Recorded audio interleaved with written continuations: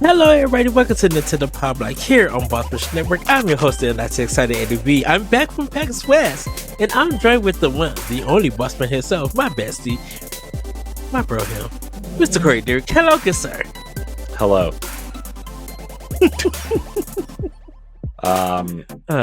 How's PAX? How are you? Are you okay? You feeling okay? I West Coast cool now? Hanging out with lads right now? Too cool for me? I will say shout out to David Lasby, everybody, our editor-in-chief at Boss Rush, for all his hospitality, being my chauffeur, like coming to get me from the airport. The airport experience was better this time, Corey. Trust me, it literally was better. Why? Because it was put together? Yes. But man, dude, PAX West was, and I know some people probably have their personal opinions about it, but this PAX West was not just an event. This was a dream of a lifetime for me. I feel like this. If this was not the year to miss PAX, just based on everything, right? Because, sorry, I didn't mean to interrupt you. No, go. I was just gonna say, like, the cast of Expedition 33 was there. Mm-hmm. Pat did a Boss Rush podcast episode with Ben Starr, which you'll hear this week. There's just a lot of people there. I know I got a lot of messages from friends and creators and developers asking if I was going to be there, and I was like, no, but look out for the team. Go talk to the team. I won't be there, but Adam Cowfish was there. I actually caught Stephanie, so him and Stephanie could talk for a little bit. And he's so down to earth, so cool. I was just like, I want you as a best friend. Like, I wish I had more time to talk to him, but I'm glad that he was there and everything. He stopped me and Cordy, while we was walking because we had our Boss Rush shows on. He's like, hold on, wait, you guys are from Boss Rush? I'm like, yeah. And I introduced myself and Stephanie did a spotlight earlier this year with him. So yes, it's I only remember that because I just went through and redid, like, long story short, I've been revamping and remastering older episodes of Boss Rush content because I am a crazy person and can't just sit still for 5 minutes. But the other thing is that when we redid the website, a lot of the podcasts got uncategorized.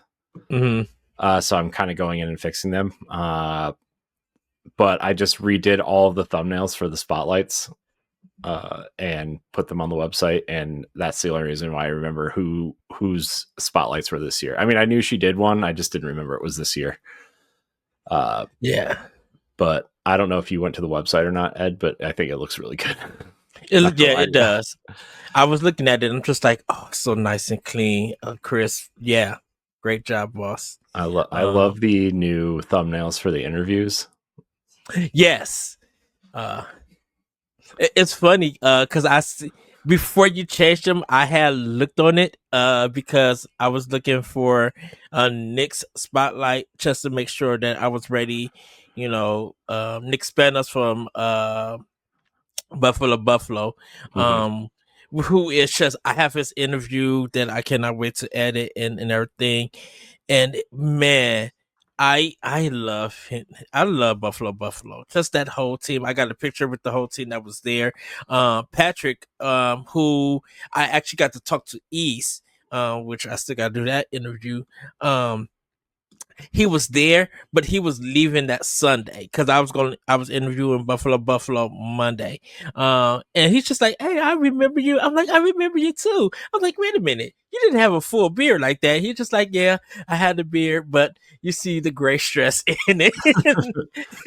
And I laughed. I was just like, oh, but I congratulated the whole team. I congratulated Pat, and Nick, and I got to get in touch with Stephanie to see if she's she's doing a review for it, and everything. And I got to get in touch with her about one more thing, and I'll talk to her later about that. But yeah, Buffalo was just amazing. Nick, he was just so great to talk to at it. And I don't know, should I get into the PAX stuff, Corey, or should I just wait for it later? Let's just get through the housekeeping and stuff first, and then we can kind of do it before Family News or as Family News or whatever. Okay. Because I do want to ask you a lot of questions about PAX, but I know if we don't do this stuff at the beginning, we won't ever get to it because it's us. Yes. Well, everybody, this is Nintendo Pow Block, the Nintendo podcast for Boss Rush Media and the Boss Rush Network. We record every episode live on YouTube, Twitch, and X/Twitter every Saturday night. So come hang out, be a part of the conversation in the live chat, and give us a follow while you're there. If you'd like to support Nintendo Pow Block and Boss Rush, you can do so on Patreon. That's patreon.com/Boss Rush Network, where as little as $1 a month grants you early access to expansion pass episodes and video game book club, audio versions of spoiler casts and review discussions, exclusive content, and more. Again, that's patreon.com/Boss Rush Network. Support us at a tier that's right for you. If you can't support us financially, you can you can subscribe to Boss Rush on YouTube at youtube.com/Boss Rush Network and watch our shows there. Remember to like the video, leave a comment, and to hit the bell so you don't miss an episode. You can also listen on your favorite podcast app. Don't forget to leave a 5-star rating and review on Apple Podcasts, Spotify, or anywhere you listen. So yes, everybody, we're gonna get into Snack Nintendo and playing with Power, because I have a lot to report on that from PAX West. But Corey, where should we go? How do you want to do this? So before any of that, I want to promote some content like I said, Pat did a episode of the Boss Rush podcast with Ben Starr and his book club co-host Taylor, so you can check that out soon. By the time you hear this episode on podcast feeds, I will have sat down with Way Forward's co-founder and co-creator of Shantae, Matt Bozon, which I am recording tomorrow night as of this recording. So that'll be on YouTube and Patreon, so you can listen to that or watch it. I'm very excited for that. I mean, Way Forward's been so generous with us, and I'm not just saying that because because we know that they are one of the best teams. In my opinion, they might be the best team we've ever worked with. Yeah. They're still to this day, they're my one of my favorite developers. I'm excited to ask Matt Bozon about Looney Tunes. What was it? Oh my gosh! The first game he directed was a Looney Tunes Daffy Duck game. Oh my gosh, I forget what it's called. Anyway, I have it written down on the show notes. It's fine. You'll hear it in the thing. But yeah, I've also been writing more in the last couple, well, not the last couple weeks, but the last couple months I have been. My Gears Reloaded review will be coming out soon. And my Hellblade. Did you play which system? Series X? I got it for free. I'm not gonna pay $40 to play on a system I don't play on. I did think about getting the physical for PlayStation 5 just because of how wild it is. Yeah. But I'm like, that's $40 I could be spending on something else, like anything else. Anything on Switch 2, pretty much. Yeah, and then look forward to some more spotlights. I know Stephanie's got some lined up. We've got a lot of spotlights lined up in the next couple months leading up to like the Game Awards and stuff. So Way Forward, I'm in touch with Yacht Club about Mina. I want so bad to be there. Hopefully I could be there. I'm in touch with Midwest Games about, they have a couple games coming out soon. Raw Boom.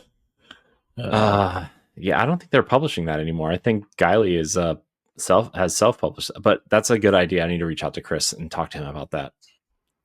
It's on PlayStation 5 now too. I saw. Oh, I know the game was out. It's on PC. But I knew it was on PC. I didn't know if it was coming in right yet. But it's out on PlayStation apparently. So I might buy it on PlayStation just to play it because it's nowhere else and I want to play it and I know PC games. So yeah. PlayStation, you get one a year. Maybe. Yeah, there's some stuff on Steam that I wish list that I gotta pick up, that I gotta buy and play from PAX. Yeah. Yeah. And then there's some games and quickly everybody with Fresh Tracks being out now, they're working on the Xbox version. So I told Nick and Fresh Tracks. Oh, the Buffalo the music. Game. Yeah.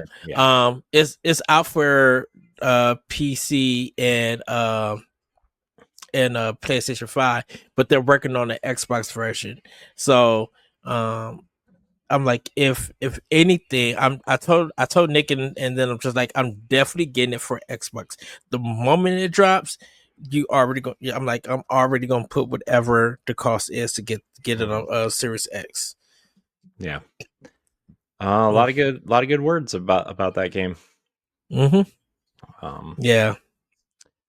I'm man, dude, I can't. I hope Chris and Guiley Games get a Switch 2 dev kit soon because I want to play Raw Boom on the Switch. Oh yes. Man, dude, that game was so fun when we played it last year. They were at PAX East this year too, right? Yeah, because they had their new level at PAX East. Right. And so I got to play and it was super fun. It was like in an amusement park and I was fighting werewolves and stuff. It was bunkers, but it was so cool. Yeah, that game has so much heart and character in it. It's so fun. Like just the care that went into that game, even if it sucked, which it doesn't. Do not clip this out and send it to Chris. It doesn't. It's fun. I'm saying it's fun. But even if it wasn't, I would still buy it because there's so much care going into that game and that team. Yeah. So. And it feels like a good old school arcade game that I'm just like, yes, this is what I need. It feels like a nice evolution of arcade games is what it feels like. Yes.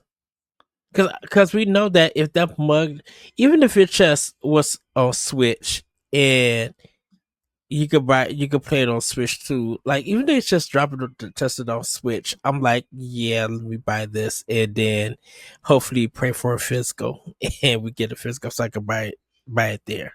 I'm actually surprised nobody picked that up as a physical, and maybe it's just because too close to it or whatever. But I just. Mm-hmm.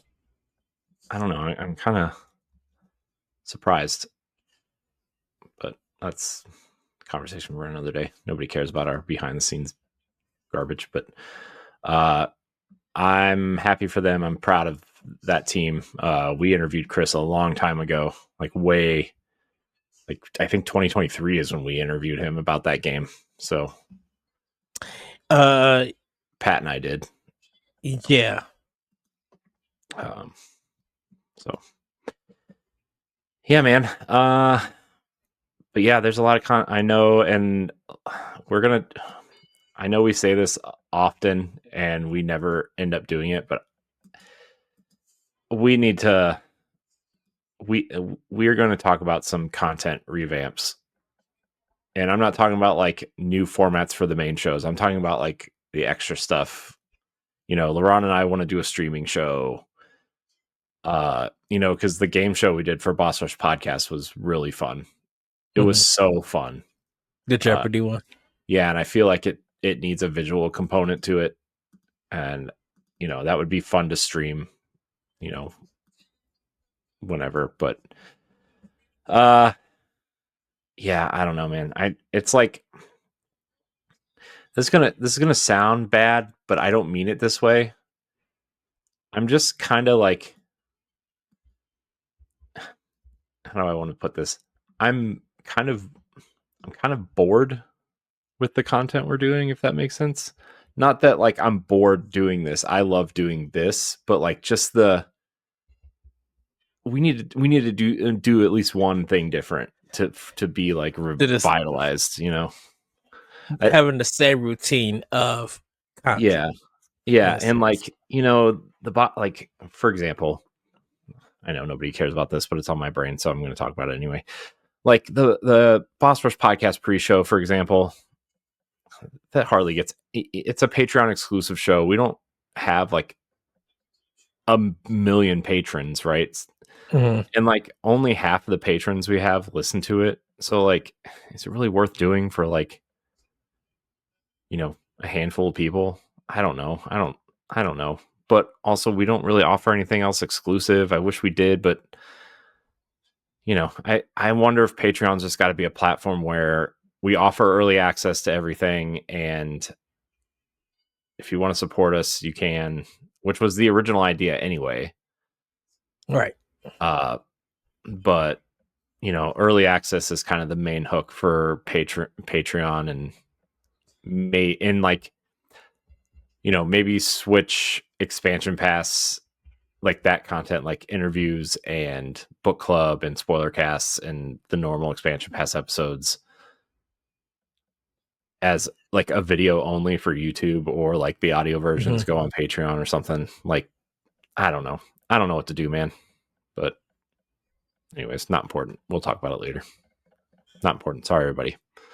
No, it's not. I'm not cutting it though, so you have to sit through that. You're welcome.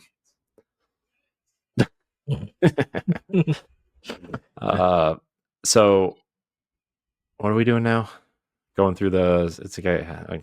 You go. Sorry, I hosted the show last week, so like now I'm like in my head.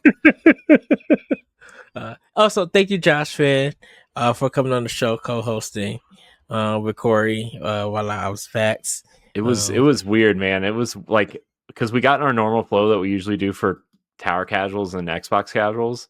Yeah. But like talking about Nintendo content in that context is like weird. You know, because it's usually you and me, and we're usually doing what we're literally doing right now. But like Josh and I have our own cadence that we do, and it's like, I know at the top of the show I was like, because my brain doesn't work correctly, like it's just, I was like, it's Pow Block. Which way do I lean? You know, which side of this, you know, do I lean into the Pow Block side, or do I lean into the chemistry Josh and I have, you know? So whatever works for you, whatever flow that you have. Dude, nothing works for me. Have you not met me? Nothing works for me. I'm just a broken human being. I have met you 3 times, and that's gross. Too many times in real life, and I'm excited to meet you again when I get a chance. You're excited to meet me because we haven't known each other for 10 years, 12 years. You know, earlier this year was the 10th anniversary of me creating content, like exactly, and I missed it. Oh wow. Like January 14th was 10 years. Missed it. It's fine. Man, I can't. Then I must have been optional opinion party started around the same time then. Around that time. Because I know I was on a different network, and that show evolved into like audio format later on and stuff. So yeah, that's congrats to you and everything. Congrats. I haven't really done anything with my life. Look how far it has gotten you now. Where? I got a new desk. My computer's different. My friend's exactly the same. Look at you. I moved once, twice. I'm just kidding. No, it's fun. I'm excited to do more stuff next year. You know, LaRon, you know what LaRon brought up to me the other day, Ed? We gotta start thinking about the bossies. Funny thing about that. So the community manager or the ex-community manager for Bungie that was in there in the show last year, yeah, get in touch with her. She said she wants to do it again. She wants to come back. Oh yeah, no, we're going to have a sit down about, because Liana, was she in the media room? Did you talk to her? Or no. So she was hanging out with Pat. And they had went out to lunch because I had just got back from the Summit building because I had an interview over there, and I'll talk about the Nintendo Power stuff a little bit later, and stuff. So when I was coming back, I had seen them because I still had like a couple of interviews before I was going back to the hotel. But I ran into them, and Pat introduced me. I'm just like, wait a minute, you was in the Bossies, and she's just like, yes, I was, because when he said ex Bungie community, which was funny because we had some Bungie people in our hotel, but I didn't get their name because they had on the marathon shirts. They had it was all black and they had marathon, and I'm like, the black with the neon yellow kind of. It was like green. It was like neon. Yeah, the neon green yellowish kind of. Yeah, highlighter. So highlighter color. Yeah, yeah. So I didn't know why Bungie was there. I think they was doing their something. Office is only 10 minutes from the convention center. Okay. Plus, they were doing they're doing some charity stuff there, and Guardians Mental Health went to PAX West this year, and they always go to see them. That was. There's. Yeah, I actually, speaking of Guardians Mental Health, I missed Joe this year. He had left Sunday. I knew he was there because my friend Danny got to talk to him. I missed him because they was in the Summit building, and after I did my interview with Lethal Shadows, I was trying to find out. I was going to see if I could find him and run into him, and I was just like, well, I had to do it Monday because I had to get to my appointment. So I found them Monday, and they told me Joe had left and everything, and I was just like, Boss Rush loved you guys. Just thankful you guys are here and everything. So I just wanted to shout them out and say hi to them and stuff. But yeah, it's so crazy the things that, like, you think about all the things that we've just done and like all the people we've met, and like that number of people stacks up, and then like you meet people through those people, and then you meet people through more people, and it's like, man, like there's so many people that we're like, I don't want to say friends with, but like, I don't know, Lord Cognito and I talk about Xbox and Destiny online sometimes, right? And like that was something I never thought was going to happen, or like meeting the next Lander / Giant Bomb guys, and Jeff Grubb and I becoming friendly, right? Like, not right. It's just like things you never thought would happen are like people we look up to, or people we read their news stories like every week, or like, I mean, you said you ran into Liana. Like, we've been friendly since she worked at Game Informer, and I was reading her Game Informer articles on our old podcast, right? Like, and then like the funny thing is like right when Josh and I started Tower Casuals, I asked her to come on the show, and she said yes, and it was exactly 1 month before she got hired at Bungie. Oh, nice. And like the week she was supposed to be on, she was hired at Bungie and then couldn't come on because but now she's like doing stuff for the Fallout show, and she's just, all these people are just, they grow up so fast.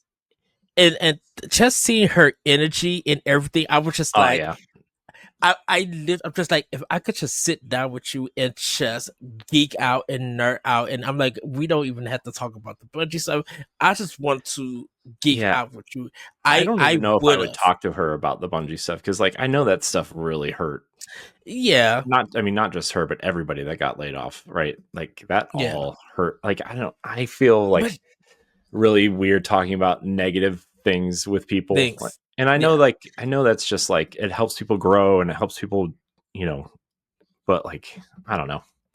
You but never know she how was, people are really but feeling she about stuff. but she was just like, she's just like, it's so good to meet you. I was just like, it's so good to meet you. I'm just like, wait a minute. When I said, was she in the bosses? I was like, yeah, that's me. I'm just like, I love you. I was just like, you have to come back. I'm just like, you are everything. I call her, she's an icon and stuff. And I was just so happy to talk to her. I left and was just smiling. I was just like, that was so cool to have that interaction and Mhm. everything. And it was just like the people that, like, even we met the Helldivers crew was there. And Oh, really? Oh, I guess they're yeah. promoting the Xbox version, right? Yeah, and they had interviews and stuff, and I'm just like, oh. And then Oh, that would have been cool. Lost and Caught was there, with Abram and stuff, and I they came in. And they've been busy. I didn't get to see much of them, and I got pictures with them, and I'm just like, oh, you guys are literally amazing, and it was so. I was just so happy to see that whole team. Um, Fun and Games with Jeff and Sarah being there was amazing. Of course, Gamer Heads was in the building. Shout out to them. um Roger. yeah, I bet Roger. Trina was with him, right? Yeah, Trina with them, yeah. And that team, they were there, just wonderful people. I love um Roger. Yeah, and then there was like other people that we met there that I gave my card, that we exchanged. We was having great discussions and stuff. And I got to like kind of get out of my bubble to be like, when people come to the media room, if they're willing to like talk and exchange, and just us get to know each other, it makes being at PAX so wonderful, and so much fun. And I I I think of you, Corey, because of um like the interview stuff, and the way that you engage and everything. And I was just like, if Corey was, I'm like, if you was here, you would definitely, I know you'd be having some great interviews with people, with fans and everything. And I would be on the floor doing interviews in my style. And it's just like, I'm like, I think that's why I love when I go to PAX or even some convention. I love enjoying playing the games and everything and having fun and laughing. But it's, once again, it's those interactions that I love to have.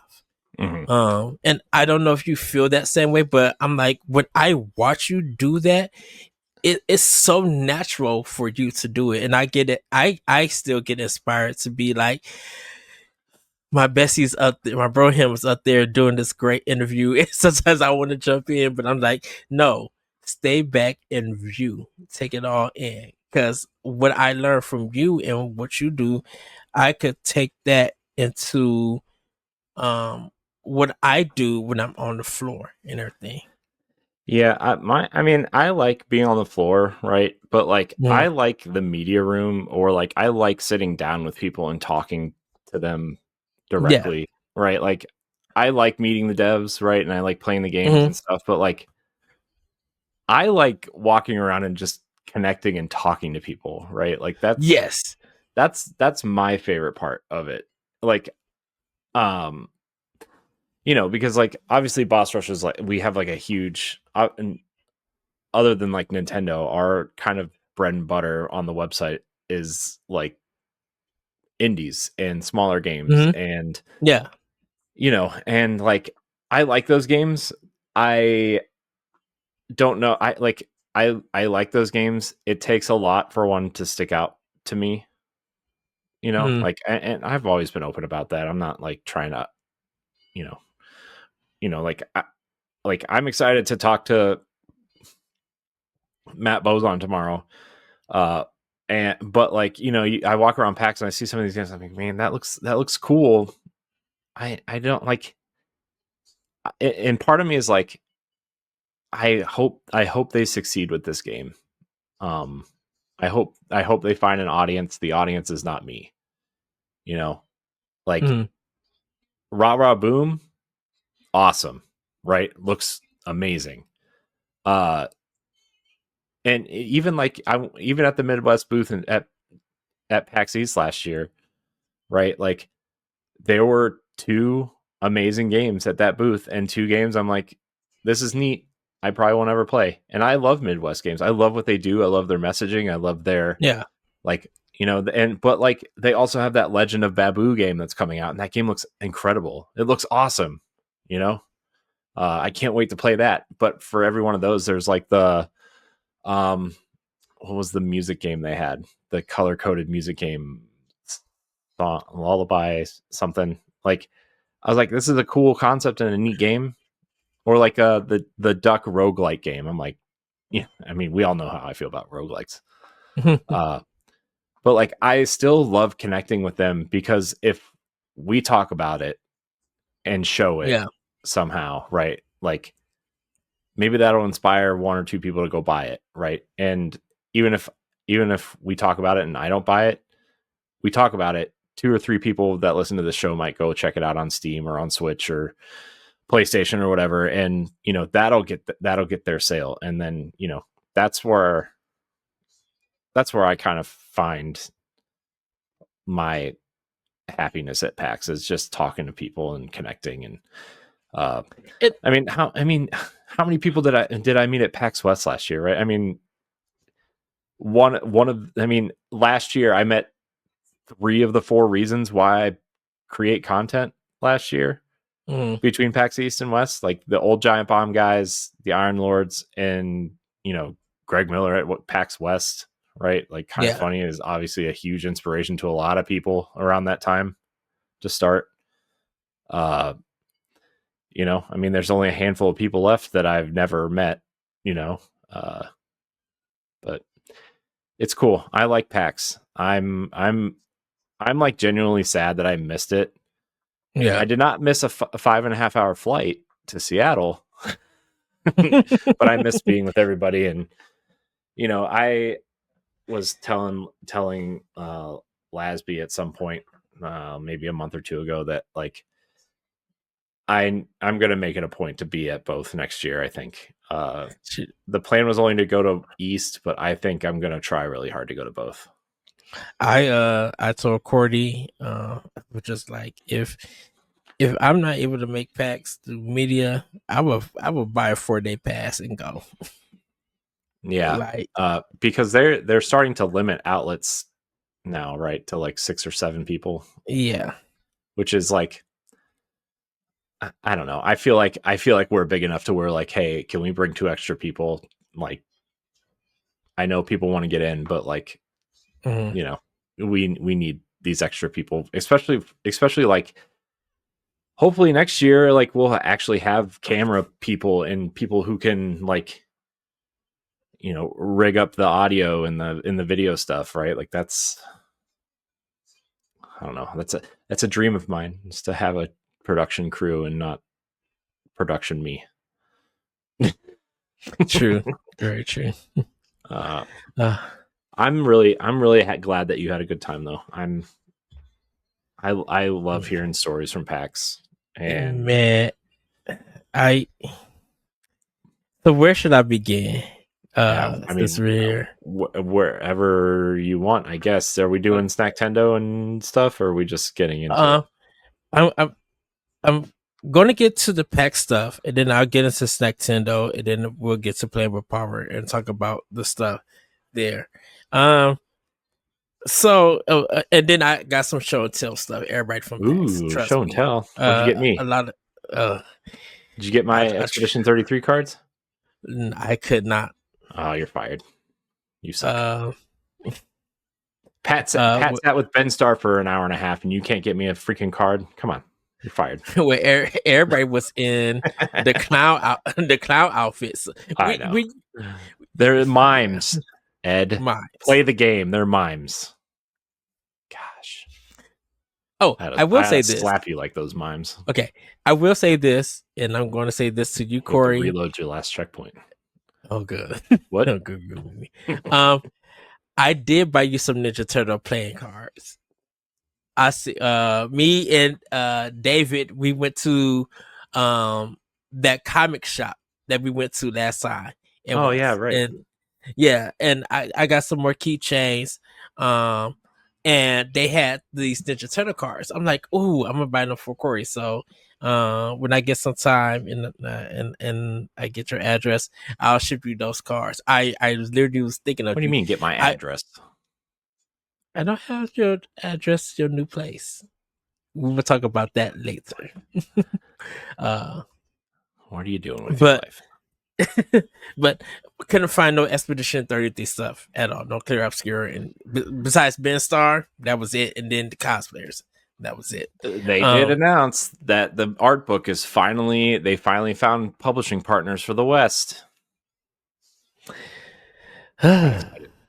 Also, did you know there's a Marvel vs. Capcom art book? I know this doesn't have anything to do with anything. For the first game? Marvel vs. Capcom Ultimate Complete Works. Ooh, that I did not know. Let's see. It will cover all of the games, it looks like. Anyway, sorry, you reminded me that they were putting the game out in the West, so I went to see if it was able to be pre-ordered yet on Amazon. Oh, okay. Well, everybody, so I flew to Seattle. David came pick me up. And we checked some places out. I went to the Mopop, the museum for about pop culture and everything. They talked about instruments, they talked about gospel. They had this big space, Corey. I had to send you the pictures of it. I had to break it down in 3, but there was literally this big giant like movie screen thing playing music, and you just went in. I'm like, oh my goodness. I'm like, this would be the place to have like a bomb interview like with Phil Spencer or something. It was just so nice, so beautiful. Then we went to the tickets that we got was able for us to go to the museum and then go to the anime section. And so I'm looking at all this anime and manga. I'm like, and it was just talking about the history of manga and just in Asia. So the stuff in Japan, China, Thailand, India. It had all of this stuff, and then it went into kind of the adult themes. It was showing from there, and I was just literally amazed, like, oh wow, oh my goodness, oh wow. And it was just really, really beautiful in there. I had a great time, and there was a lot of stuff I was just learning. There's probably a picture of me, I don't know, David posted it or Pat posted it yet, but I had to get it and post it. You were there was a mech in there, and it was capturing all your movements and stuff. So I was doing like different stuff and everything, having fun with it, and it was really, really cool. So truly enjoyed that. But when the actual day started, I was getting my boost and stuff ready. It was confusing in the beginning with some miscommunications. I'm gonna leave it at that. I won't speak about it again. What happened? What'd you do? What'd you break? I didn't break nothing. The arch building is where media was supposed to go in, and they were trying to send us all the way over to another building so that we could enter the place. I'm like, well, it's the arch building. It's the top floor of the arch building. Exactly. But the security in there said that all media couldn't get in, even though it had a flag saying that this is where media was going to go. So they had to get in contact with people from another building to find out that no, you're supposed to let the media people in at 9 o'clock. And it was 9 because we need to get in there so we could, get our lockers and everything. So they figured it out. They got it all together. We no no we were trying to get there at 8:30. We were trying to get in because at 9 o'clock we get to go into the for media hour. So they got the communication. They found everything out, got it all together, so we was able to go in. I got some coffee and a cherry Danish bomb Danish. It was the coffee shop that was in the Arch building. Really, really good. Got set up and everything, and then got in line so we could get into the Nintendo booth. So it's 9 o'clock. Was the They Nintendo let booth everybody packed? for media hour. It wasn't. It started getting packed after it hit 10 o'clock. So once it hit 10, everybody was trying to get in there. And even for media hour, they were only allowing certain people to play Silk Song. They was giving tickets out. So I couldn't play Silk Song, so that's why there's not a preview or anything up there. But I was able to get in to play Pokemon Legends ZA and Kirby Air Ride. So I had to do Pokemon, did that for 15 minutes, and then leave out and go to another side of the same park so I could do Pokemon. So I could do Kirby. Did Kirby, have fun with that, and then went to they had 2 booths. So they had the 2 first party and then everything else was third. So I was able to get into their partners booth and play Final Fantasy VII and Hades 2. Hades 2. How was Final Fantasy? Oh, so just let everybody know, my preview for Final Fantasy VII Integrate on Switch 2 is up. Dude, I was in the zone. It felt so good. It was running at a good 30 frames per second, which is fine. Like when you're into the action and everything, you don't even think of frame rate and stuff. I think a smooth 30 is fine, especially for a Switch, right? Yeah, and I played it in dock mode. David played it in handheld mode, and he was just like, "Yeah, it's close to the same and everything." We didn't experience no dips, no slowdown, anything. I literally was just having a ball, and it was the Scorpion boss fight from in the factory, just having a ball in that mug. I was just like, yeah, the Nintendo rep was just like, yeah, I tried to beat it, but it killed me and stuff. I was just like, I played it on PlayStation 4, so I kind of have an idea on what to do and everything. And it was just like so smooth. And then Hades 2 was going to be phenomenal on Switch when that game comes out. I think it was running like literally at 60 frames per second, no slowdown. That was so fun. I skipped Borderlands and I skipped I did skip Elder Ring. I'm just like they're almost coming out soon. So Borderlands, I'm like, I could play that whenever. I'm like, it's nothing is big about that at the time. But I did see Randy Pitchford Friday. He was talking to 2 other people, so and everything, and it was just like workers and stuff. So it was kind of like a behind the scenes. And I was just like, I told David and Pat, I'm just like, if I would have ran into Randy Pitchford just on the off chance, I would have said hi to him and like congratulated him for his latest game about to come out and stuff. I wouldn't trash him or anything. I would be more respectful and professional with them. And yeah, you'll be more professional and wait till you get back here to do it. So someone said make sure you have your that you have your your cleanser and stuff and everything. Oh, no. I'm just like, oh boy, you're sanitizing and stuff. I'm just like, oh boy. No, I think he would have been a cool person just to talk to, just to learn.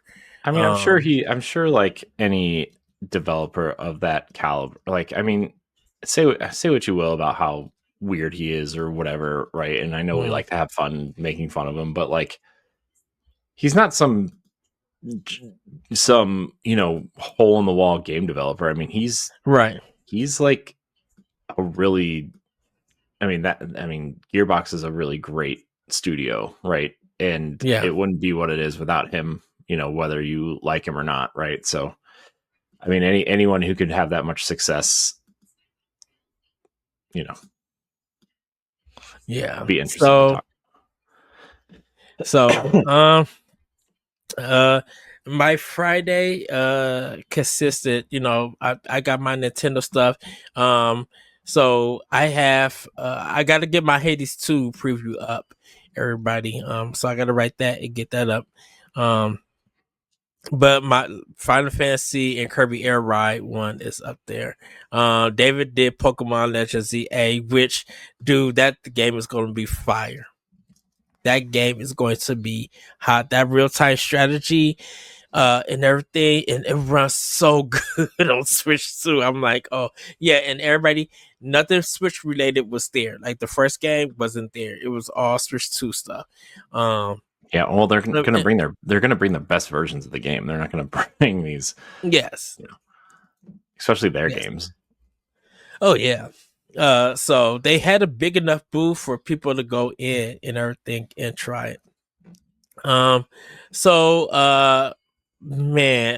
Friday, I ended up playing and I'll get into that stuff later on. But I I learned of a game called Blocks for Babies. And shout out to Jacob, who does trivia. Jacob McCourt. Yeah. Shout out to him. He told me about it. He was just like, dude, have you tried Blocks for Babies? I said, Blocks for what? He said, dude, try it out. It's a mixture of Tetris and Doom.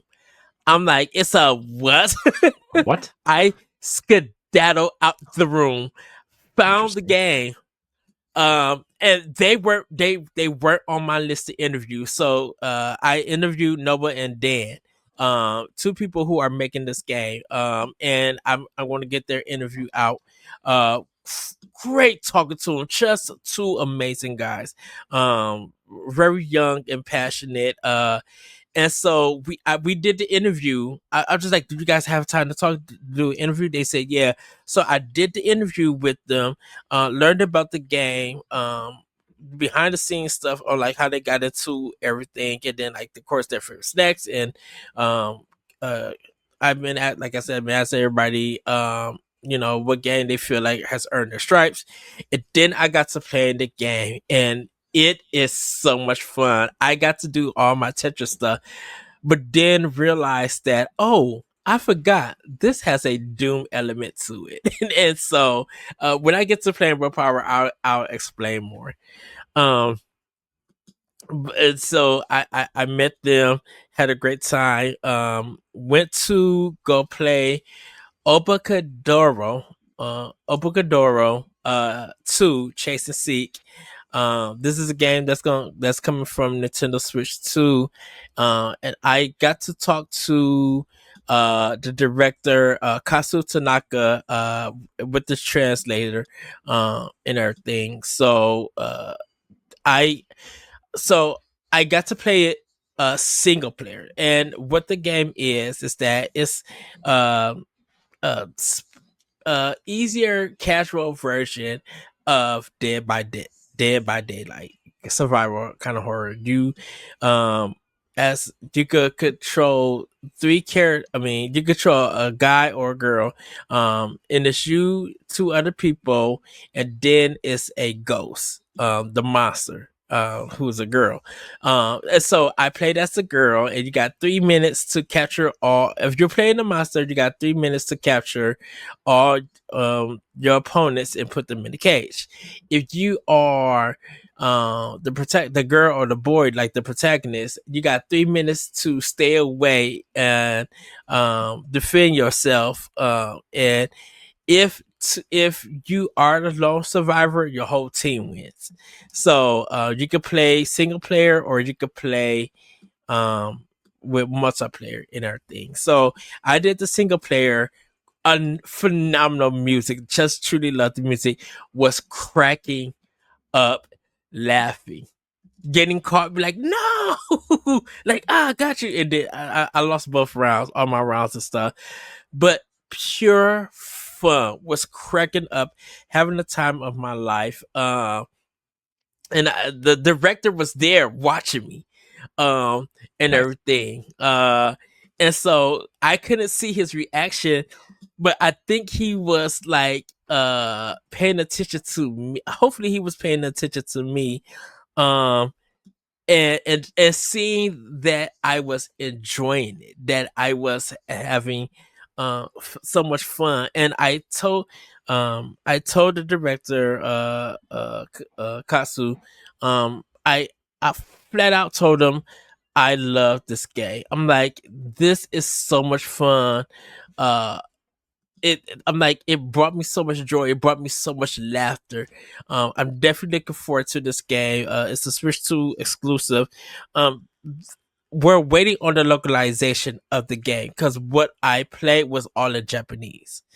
So I think we're waiting for the localization of the game because I've never heard of it. It's a game that's on Switch. The first one's on Switch, but it's not. But it was just something I just never heard of.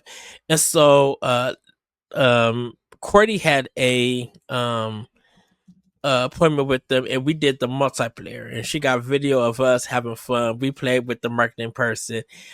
We did 2 rounds. We lost both rounds and everything. But it was more easier to manage, and it was just like hearing the music, playing with other people, laughing and screaming, be like, no, and everything.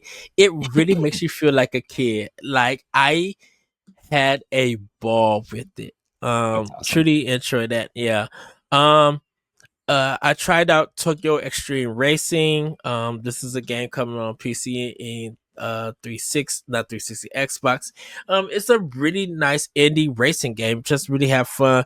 And it gives you Burnout Takedown. I got an interview that I'm also bringing up with them. It makes you think of Burnout Takedown a little bit, but you don't crash your car.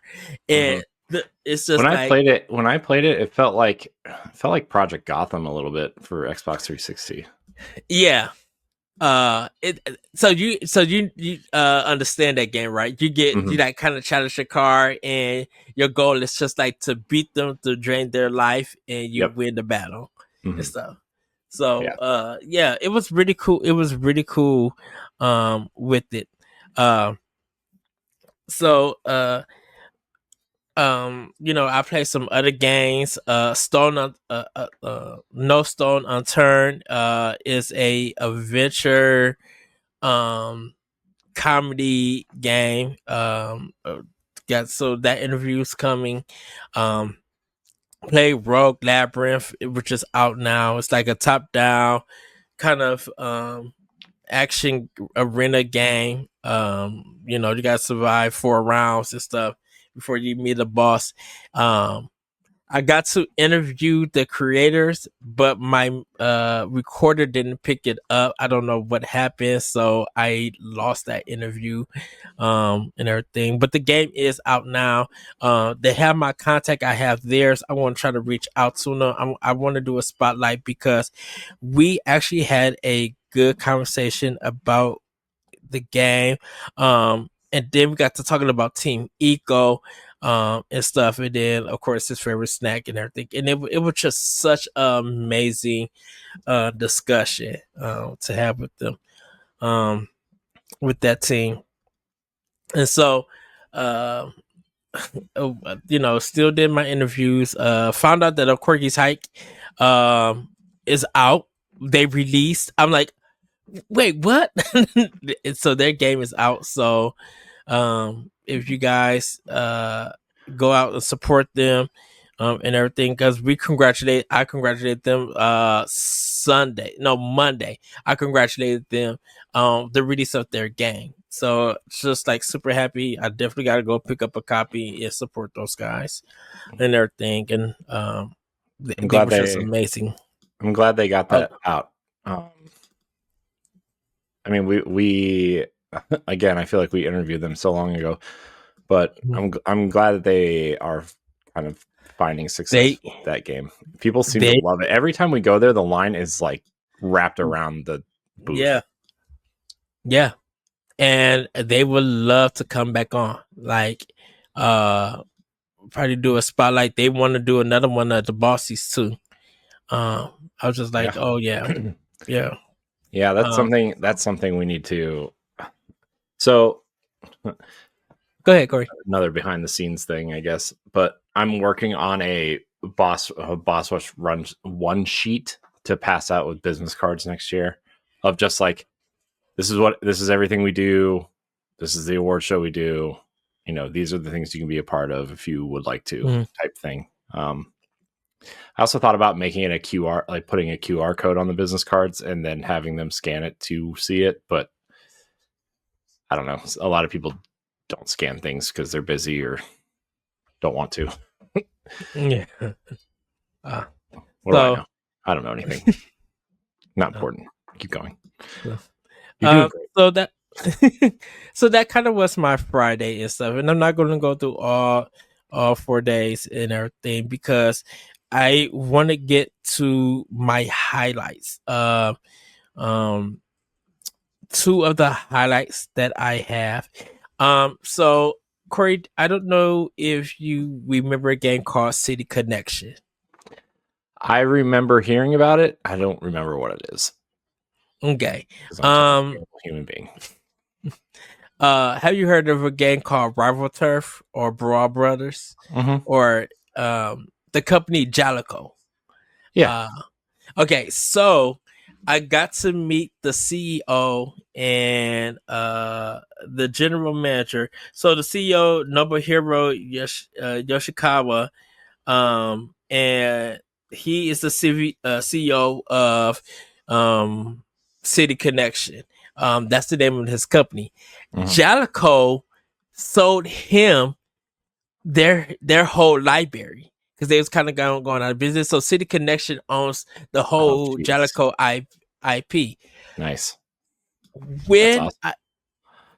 I nerded out so much, and Yoshikawa and Taki Hama, he did the translation for Yoshikawa, and when I tell him that when I nerded out, I was going through most of Jalico's stuff, and I told him the NES version of City Connection with the white box in the car, and I'm just like with the car jumping and stuff. I told him about, we got to talking about RBI baseball.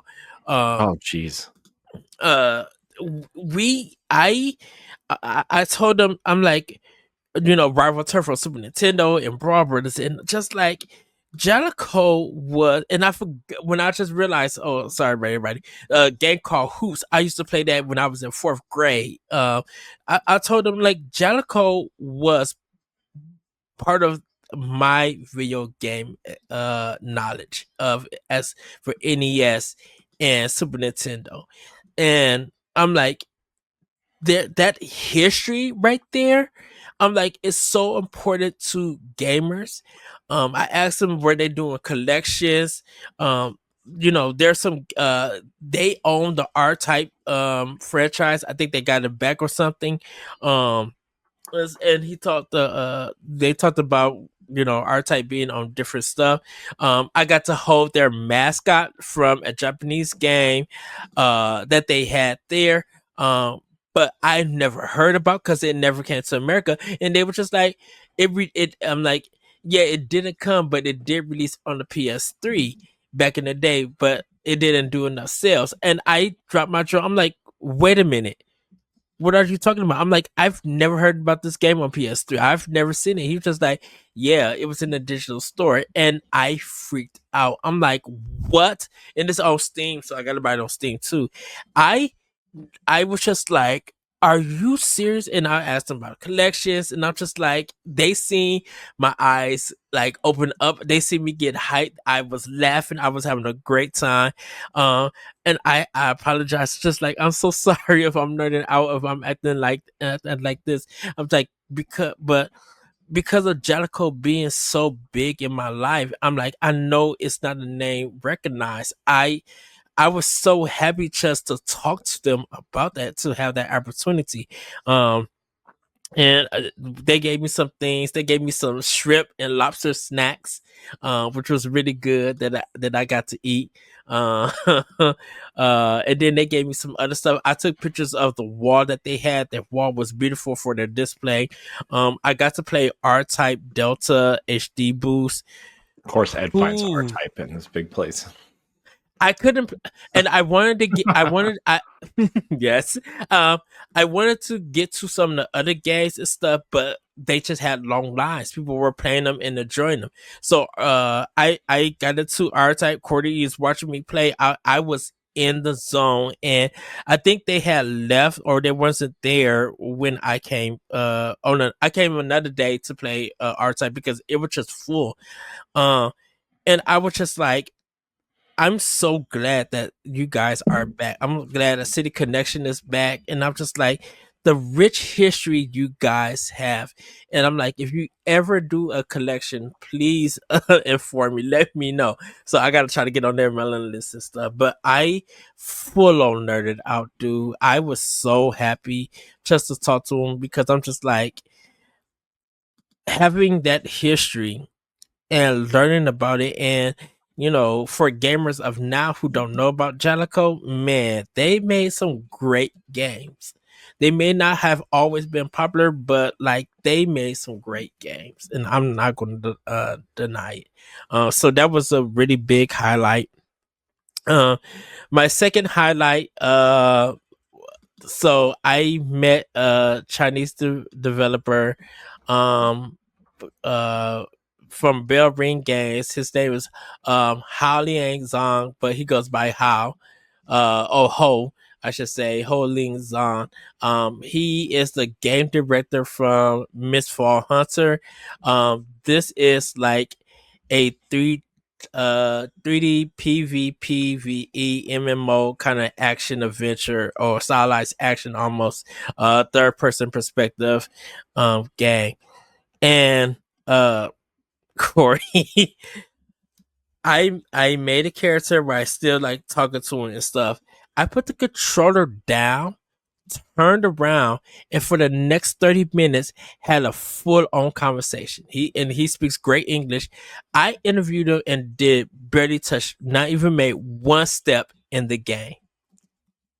Like, we talked for a good 30 minutes, and I was just like, the game looks and feels like it's a AAA game. He's just like, no, we're not AAA, we're indie and stuff. And I told him, and I'm not trying to, I was just like, I'm not trying to offend or anything, but I'm like, your game has a high quality to it that, like, for me, I appreciate. And like I'm like, I give you mad props and stuff to this. I'm like, because you and your team are doing some good work.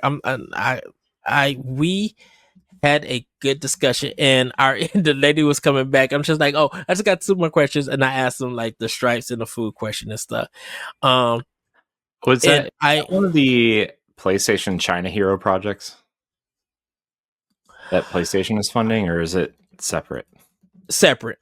This is all separate because it's coming to PC. It's not on any consoles yet.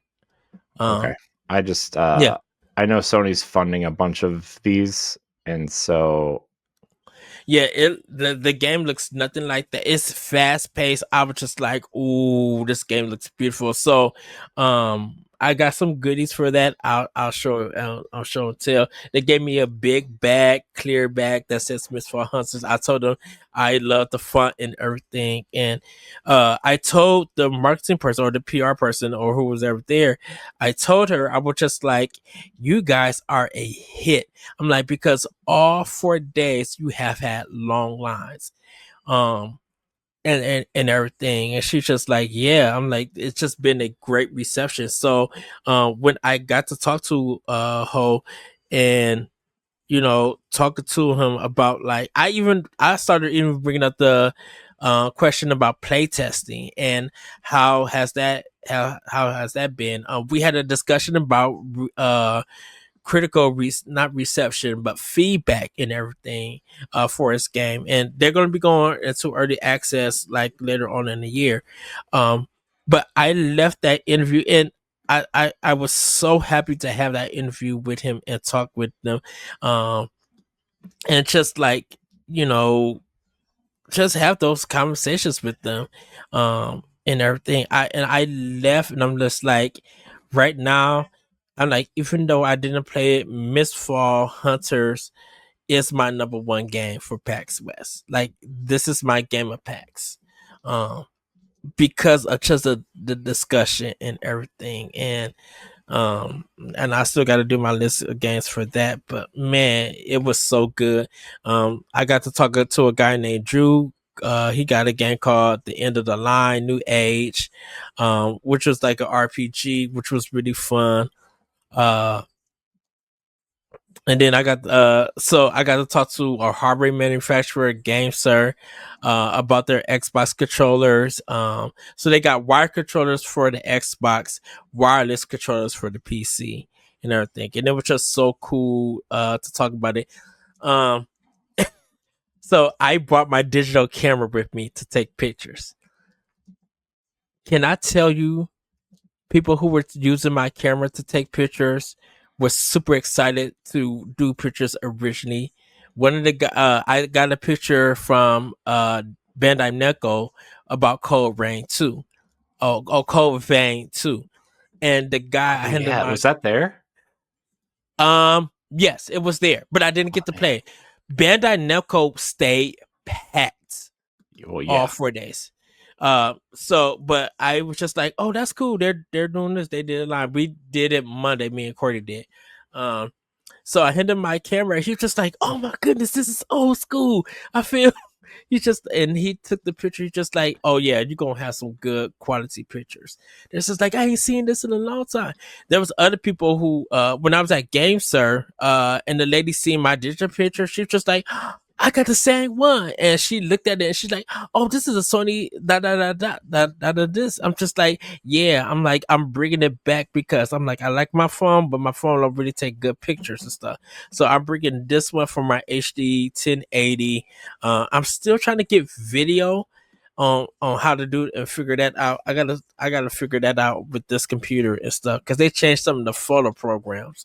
And so I want to get like video. If I do video on that camera, I want to be able to be easier transfer it to my computer and maybe throw it up on my YouTube page or whatever and figure that stuff out later. But yeah, people enjoy taking the pictures with my camera. Cordy, she was my roadie.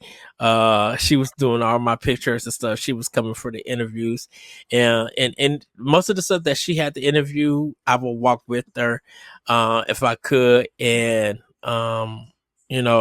she would ask her questions, and then I guess I unplanned, not on purpose, would kind of ask questions also and record our discussion and stuff. And Courtney was just like, "Oh, thank you so much."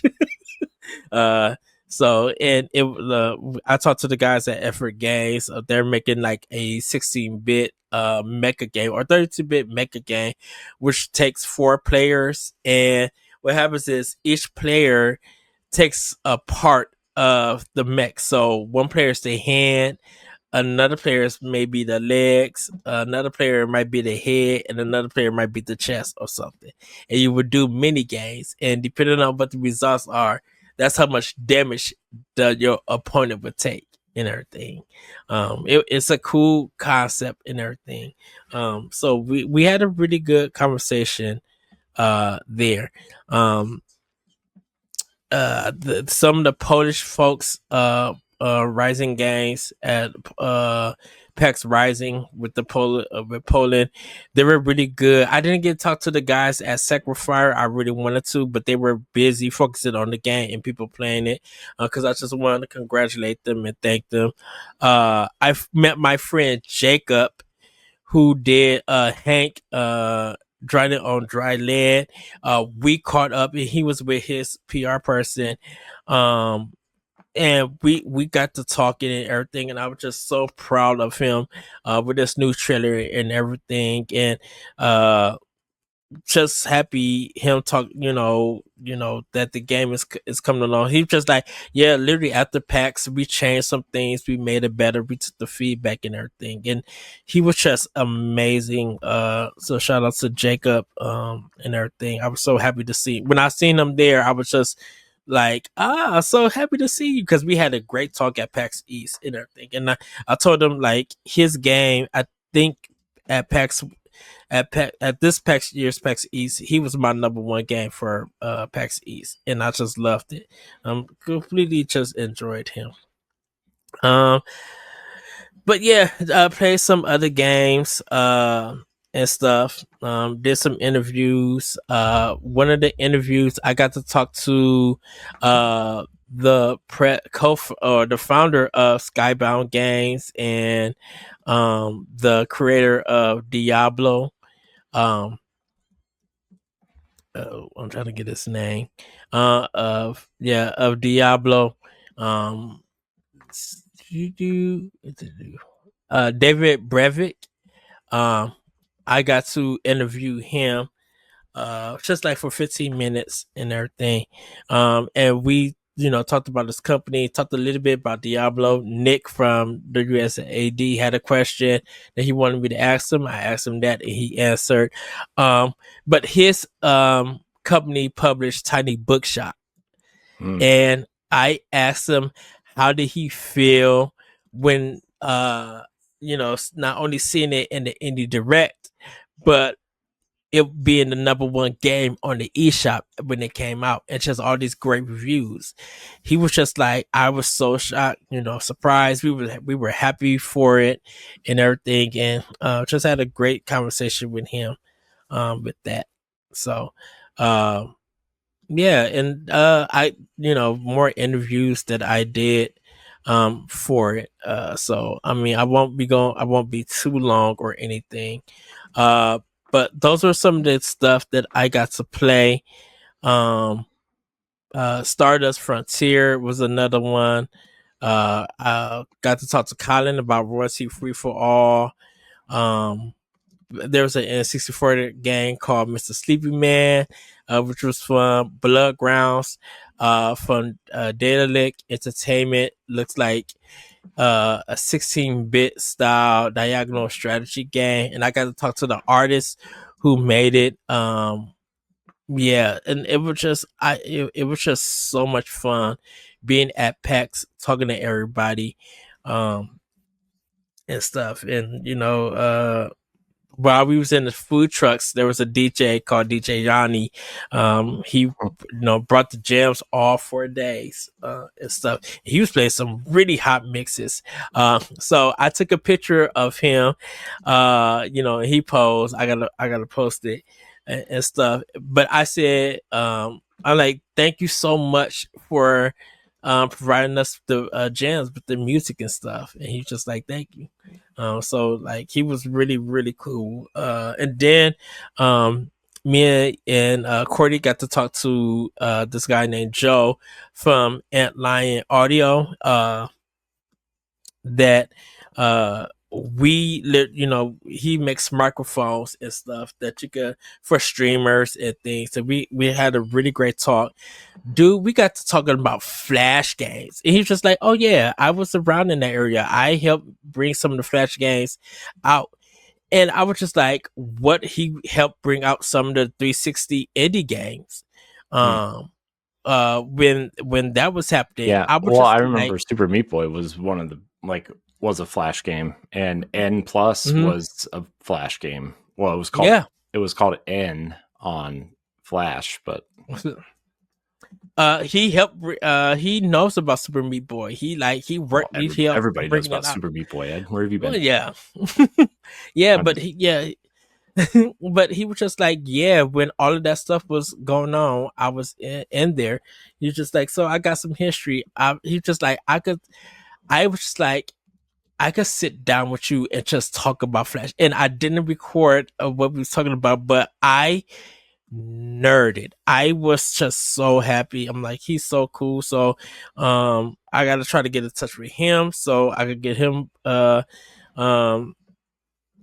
I could get with him. One of the people that was working with him, because Cordy was streaming with them, doing a 4-hour stream Saturday, for a charity event, and using Antlion audio for it.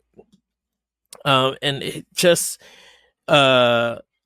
he was just so amazing.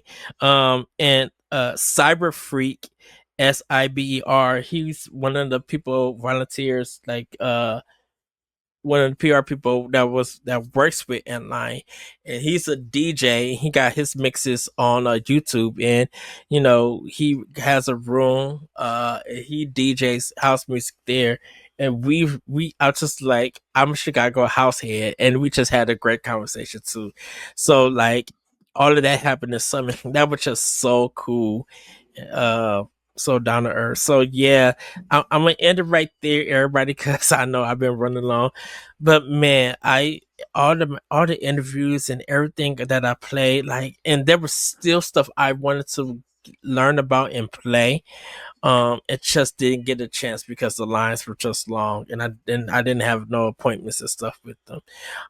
I did say that next year I need to talk to the schools and stuff that are there, and stuff, because I'm like, I know they got games, and more people need to interact with them and just hear them out, and I need to make a time for them and everything. But yeah, it was PAX West was amazing time.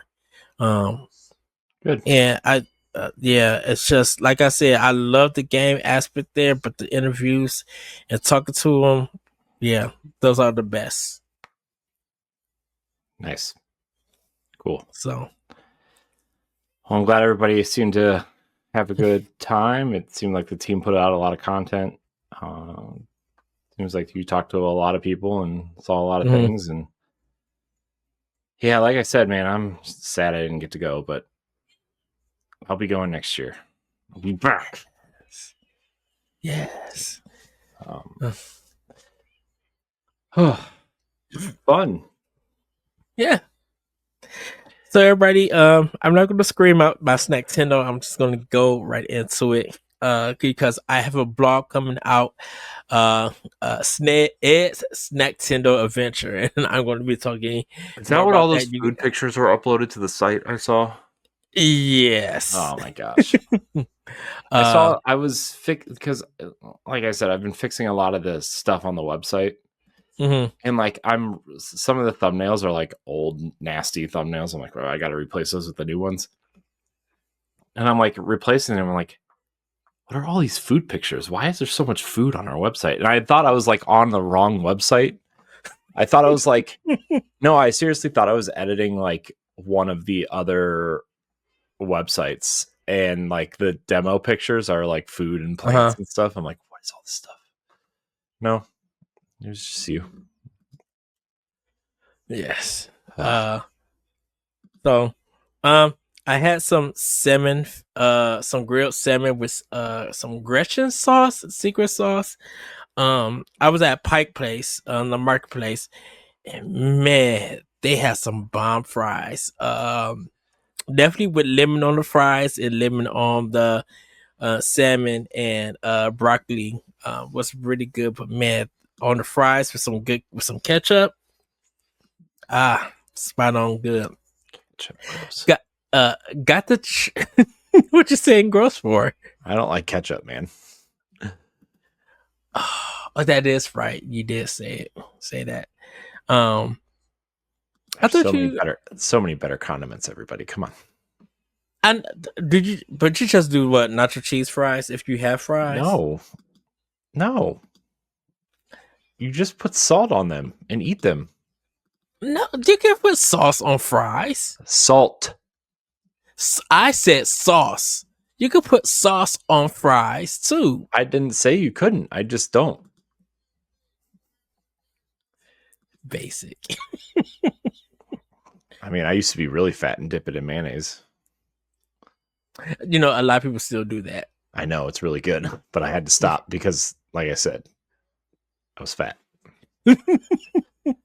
I would have to try it. I've never had it with mayonnaise. I only do it like with nacho cheese or the cheese and ketchup together on the fries. I'm not a cheese person.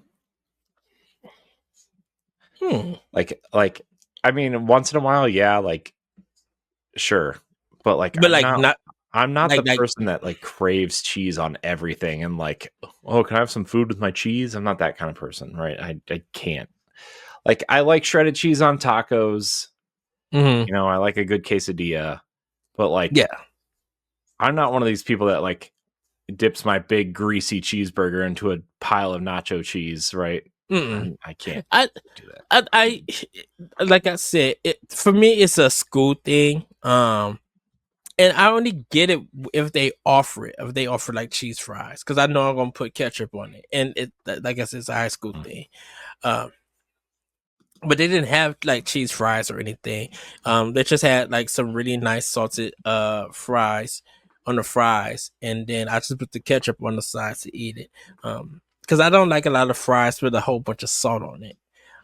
If I could get fries without no salt, I would get that. But these fries needed that seasoning. And so since I was putting just the lemon everywhere, it just added on. But the fries were really, really good. And I did eat some without the ketchup. Hot, nice and crisp. I'm like, oh, this is really good. So yeah. Had a pizza there. Actually had Papa John's. Now I'm going to say this. I know while you were out there,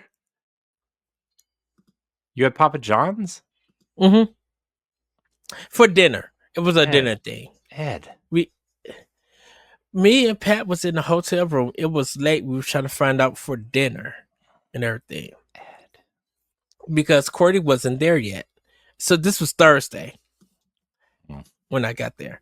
Now, I haven't had Papa John in years. Ed, why are you a disappointment? I'm gonna say this. I'm not trying to defend Papa John's, but that Papa John's pizza in Seattle was bomb big. Like, it was good, and I'm not going to lie. I'm just like, you know what? All right, PJs. I'm gonna give you your props. Seattle Papa John's. I'm not talking about Chicago Papa John's. I get better pizza in Chicago or anywhere else.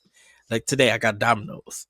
But their Papa John's was bomb big in Seattle. I'm gonna leave it at that. So, had some noodles, soy sauce ramen noodles, which was really, really good.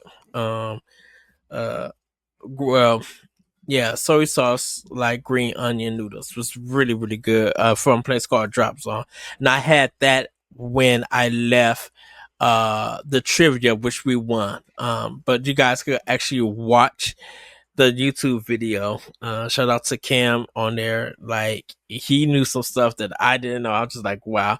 Ken Chica was there, so me and Ken Chica, we got together. I got to say hi. She got to say hi. I was just like, iconic queen. Like, love her. And everything, and congratulated everybody on the panel. It was really cool and stuff. They were going to the mix, which was the party, but I was going back to the hotel because I had to write some stuff and get that done. So yeah, that pretty much was it. Food. Well, for at that time, I had a really nice ham sandwich. that I had. The coffee was just bomb big. The cherry Danish, like I said, was really good. I had a cookie there that was really awesome. I had some pot stickers that was really was bomb big. Actually, when Courtney got there, because I had brought some extra food for her and stuff, and I was just like, Courtney, are you hungry? She's just like, I kind of am, but no, I can manage. I'm just like, I got some pot stickers for you, so I gotta give her the pot stickers. She ate that. She enjoyed them and everything. Yeah, bought some Mountain Dew and everything. Drunk the watermelon sugar free Red Bull because they only had like 3 flavors for it, which was fine. It's not great. And stuff. It was good when it's nice and cold and it's kind of like you're a bit thirsty. You make do. Tried the 5-hour energy drink. Trust me. Try the 5-hour energy drink that they got with for the Outer Worlds 2 and stuff. It was okay and stuff. It was weird because it looked like mouthwash that you used to have to do in school and stuff. The fluoride stuff, like you swish it around and threw it out. But we drunk it and it was okay. It was fine. It's nothing. I mean, 5-hour energy isn't exactly. You're not chugging that to chug it. It's like the bottle's like this big. You know, like I could spill the driblets left in this can and have more to drink than what's in that. Yeah. So, yeah. Actually, that was my first time actually trying 5-hour. I'm like, okay. So, but yeah, that's that I'm gonna leave that for right now. It's so you guys read the article about all the stuff that I snacked on. Just really, really great food all around. And then I got to meet my friend who lives in Seattle for lunch. And let's just say we had a very interesting time. Oh no. Yeah. What'd you do? I didn't do nothing. I'm going to say what I had to say. I had to keep off air. I only can say it to you, Corey. Oh no. Yes. But that's gonna be what I did for Nintendo. Also, shout out to this is a place called Ceres. They had a berry flavored smoothie that was really good, nice and cold. Was like natural stuff and some good nuts that David had to eat. That was really good. It was so cool just to have that food. Yeah, Seattle did me right with the food stuff. With it. So yeah. Oh yeah. Cause I'm gonna leave it there. Anything you've been stacking on, Corey? I mean, not particularly. I'm trying to. So we're going on vacation in about a month, so I'm trying to lose some weight before we go on vacation. But other than that, I mean, not particularly. Yeah, I mean, I don't even know what I ate, dude. I barely even remember what I ate today.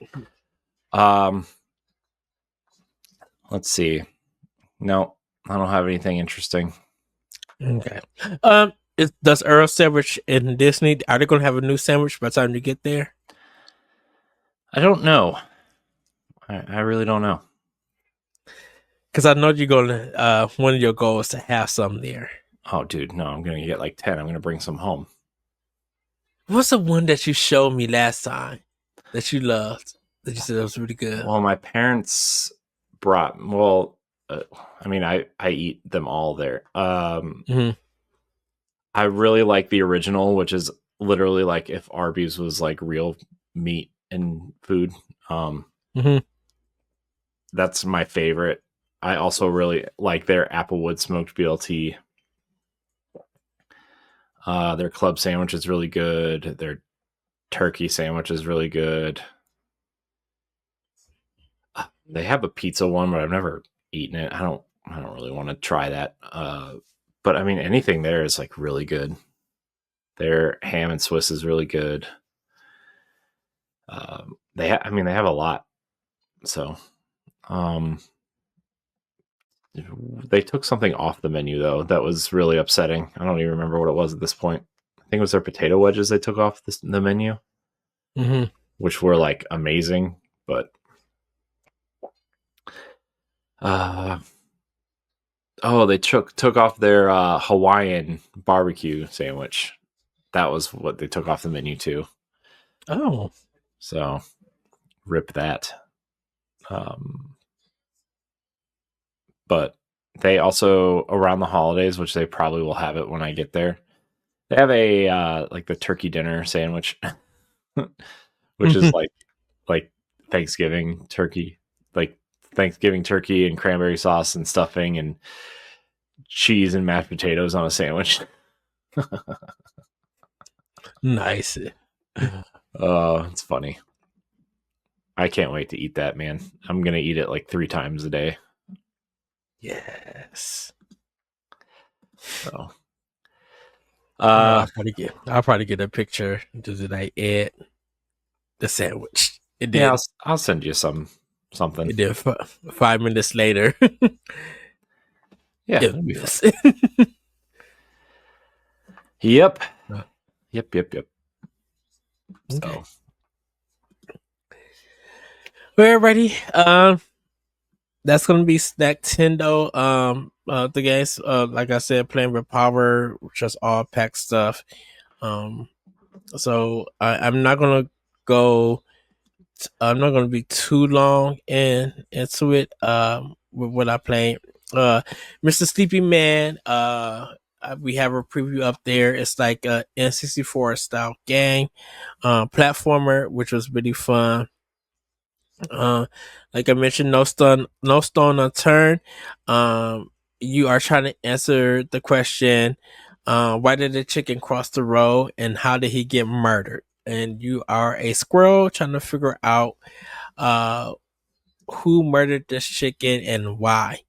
And everything. And you are a squirrel who kind of have amnesia, trying to figure out what's going on. And so it's a comedic adventure.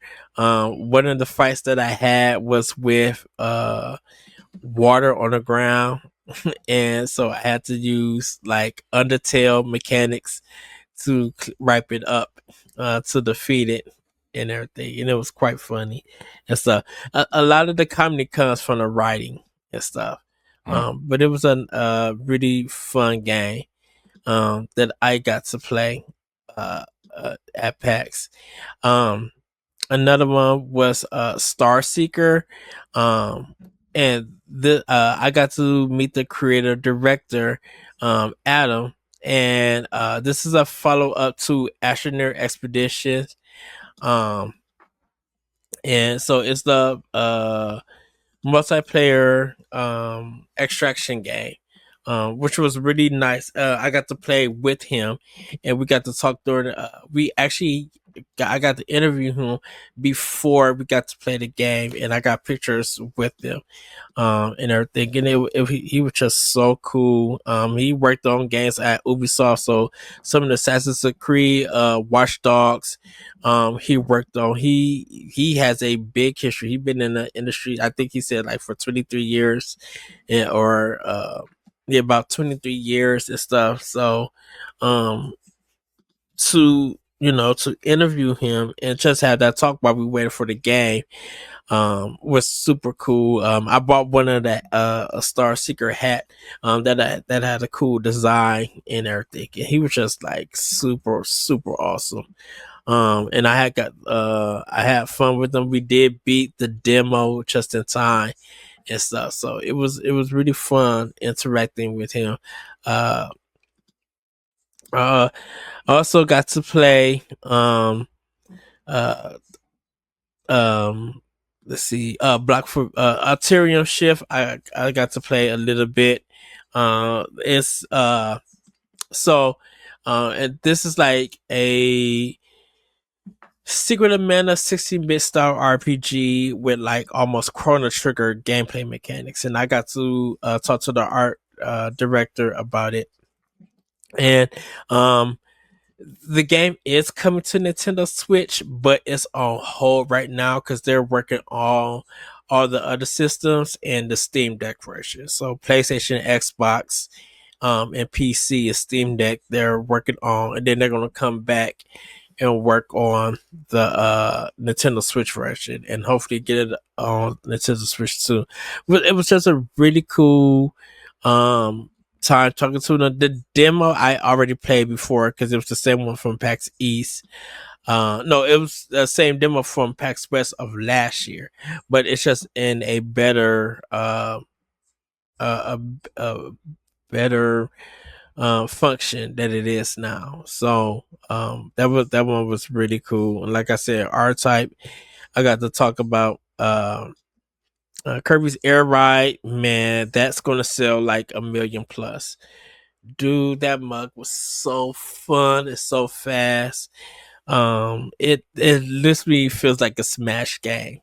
Um, but it's so easy to get into the drift, to fly, to do the tricks and everything. Everything is so easy to play and handle. Like it feels really, really good. I'm like, oh, Sakurai and the team was working on this game hardcore, making sure that everything just feels right and tight. So, yeah, I truly enjoyed that one. So those was like the games that I got to play there. Uh, I did play um I let's see. I think it's called I am not a human. And it's like the sun has somehow created these weird, maybe it created these aliens and stuff, but the thing about it is that they're telling people to stay in the house because of the heat and everything. So at night people will go out, but there's these aliens who are trying to take over the earth and stuff and everything, and the dude, they would hide themselves to be human. So you have to find the clues if you want to let them in your house or not. So I let two people in because one of them really looked human, but they took him away because so they could use scientific. And then I had this other guy who looked at regularly. And then when I watched the news, they said one of the pieces, this example, one of the things is that if their underarms have no hair, they're part of the aliens. So I go in, it's the next day. I go in and the guy is sitting in my kitchen. So he's not, he doesn't know that I know that if he doesn't have any hair under his underarms, he's one of the aliens probably. So I'm asking him questions and I'm like, can you raise up your underarms? He's just like, do you really want to see that? Is that necessary? He raises it up and it shows in the box that he has no hair. So I pull out my shotgun and pointed to him, and he's just like, do we really have to do this? But do we really have to do this? And so I was just like, yes, we do have to do this, and I kill him. And it shows like his bloody body and stuff just standing there. And then you could look out the window and see some other things and stuff. So most of the people who was coming and stuff, I just told them no, like stay out and everything. But if you trust these people, if you bring them in, they'll help you get, with clues and everything. And the demo was only like 5 days. Because what happened is that in your fridge you have 10 cans of beer. And so when you drink the beer, you somehow get drunk and you go to bed. And when it gets to the nighttime, you start hearing knocks. So that's when they're trying to get into your house and you have to make the choice and stuff. So yeah, then that's from Critical Reflex. So and that was the only game that I played from them because the other games was like kind of busy. So pretty much that's all I play. And then as everybody at the time of this recording, I did pick up Hollow Knight Silksong. It's good. Nothing to like brag about or anything. It's really good. Nice and tight. Nice. Is that it? Is that all you? Yeah. All you? Yes. It's a big list. That's a big list, Ed.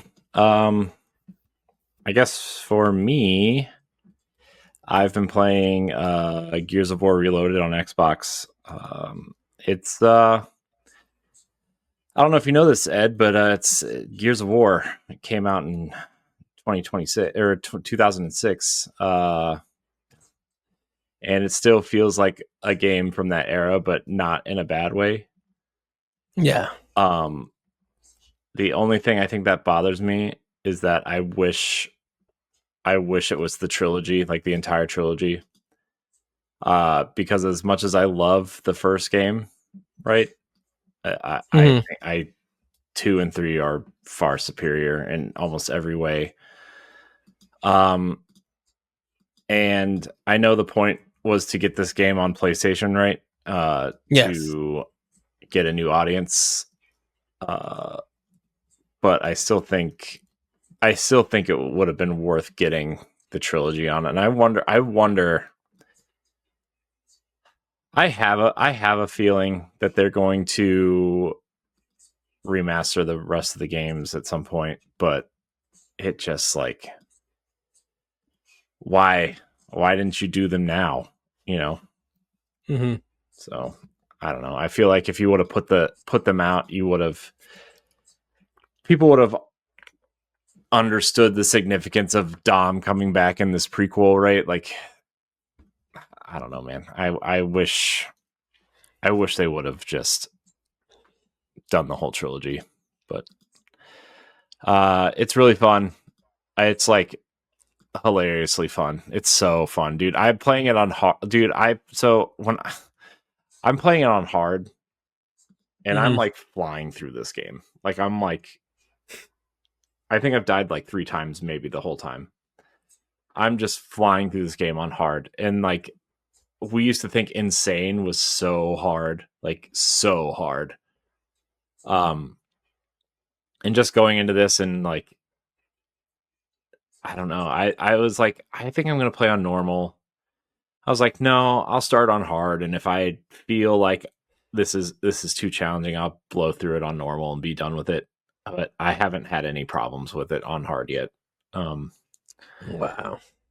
It's just really, now granted, I just got to the emulsion factory. The act 3, like when act 3. when you find the lambent wretches and stuff. So like, I know it gets harder from here on out, like especially when you go underground, right? And then they have that whole extra chapter that's only in the Ultimate Edition and Reloaded. I think it was on the PC version at some point too, but yeah, I'm just really loving this game. I love Gears so much. I kind of forgot how much I loved Gears. So, and it's crazy to see how much it's evolved from this game. Like you look at a lot of long running franchises and you're like, man, it started out as this, and now look at it, right? Like, yeah, man, dude, the banter between Baird and Cole is so funny. And like Marcus, like when Marcus becomes in charge of Delta Squad, like he like gives them orders and they like snap back at him or like mock him or whatever. And it's just really funny, man. It's so good. And it still runs at like 60 frames per second, right? It runs at 120 frames a second on Series X. What are you playing it on as? I mean, is it running at 120 on your TV? Yeah. Oh, okay. Yeah. Well, I have a TV that's capable of it. So. Okay. Yeah. There's a performance mode and a quality mode. The quality mode runs at 4K 60 with ray tracing and all that stuff. But there's really like almost zero difference because this is an Xbox One game built on an Xbox 360 game built on Unreal Engine 3.1 or Whatever. something. So whatever, it's fine, it's good. I hope they do the rest of the games at some point. Even Judgment, throw Judgment in there, I don't care. But man, it made me really want to go back and play the other campaigns from the other games. Did they do a review for it for this version? Who's they? Like IGN or GameSpot or I don't know. I don't Game Informer. I don't know. I don't visit those sites. I mean, I don't know. I think there's some reviews out for the PlayStation version because that's the copy they gave to most places was the PlayStation version. Yeah. So I'm assuming there's some out there for that, but I don't really know, to be honest. Yeah, I just have one on Boss Rush soon ish. Yeah, I didn't know if they did a review, if anyone did a review for the game, like the major outlets. Yeah, not that I know of. I don't know. I've also been playing Fortnite. I got my green and white Ranger skins. Nice. Going for the Megazord skin, and then I will probably be done for like a year, unless they bring some other nostalgic thing that I like that nobody else does. I'm having a lot of fun with Fortnite though. Like, there's a lot of cool things in there that I think people that don't play it, they just they think whatever they think about it, right? And sure, rightly so in some cases, but I don't know. Mechanically, it's good. Like, mechanically, it's really fun. Like, the weapons are really fun to shoot. Like, it feels like an extension of Gears. Like, if Gears was jumping around and being fast instead of slow and methodical, right? There's a lot of interesting mechanics in that game. I played the zero build mode, and they added a new. It's called Royale Blitz, where it's like 32 people, and every match is under 5 minutes. Oh wow! So that's been really fun. And playing as the Power Rangers has been really fun too. So I'm really, I don't know. It's like the game between games because I just don't know what to play right now. Even though I'm still dabbling in Final Fantasy VII on Switch, which I need to get back to and finish before Remake comes out. I'm at Fort Condor, but I don't really know how far that is. I hear all these names and I know, like, it's weird how much you hear about this game and then you go through it, and, but then you really don't know how far you are, right? So, and then I played a little bit of Helldivers 2 on Xbox. I know this game is much better played with friends, and that, like, the fun comes from your friends screwing up or you killing one of your friends with a stratagem or whatever, and like the ODST stuff is in there, and that's cool. But you have to buy it, and then you have to unlock it after you buy it. So, like, I don't know. I thought I could buy it and just put on the ODST gear and be done with it, but you can't. You actually have to, like, unlock it by earning medals, and a certain amount of medals unlocks the gear. And I'm like, I don't want to do that. I feel like I wasted $60 here. Right. But man, I got to tell you, after playing Gears and Fortnite and how well those play and run, and then you could play Helldivers, it's like, why is this game so popular? Why is this the game that made it on PlayStation's live service? How? Like, I don't. Man, look, teach their own, man. It's fine, but it's clear that PlayStation fans do not know a good third-person shooter if it hit him in the face, right? Because, like, Uncharted I know it's not a third-person shooter, but it has third-person shooting in it, and Naughty Dog games do not feel great to play, right? Mm-hmm. In terms of shooting.